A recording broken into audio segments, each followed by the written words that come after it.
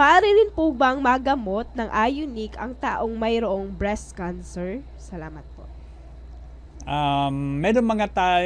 Meron tayong taong mga may breast cancer na natulungan, naging negative nga yung kanilang cancer. Pero that will depend on the stage kung kailan po siya magpapakonsult. Kasi kung stage 4 na at mahirap na po yan. Okay? So I won't promise anything. Pero kung early stage, matutulungan po natin sila. However, kung wala naman silang hope, we will give them at least a little hope. Kasi ako, kahit meron chance na 1% ay kukunin ko po yan. Okay? Better than 0.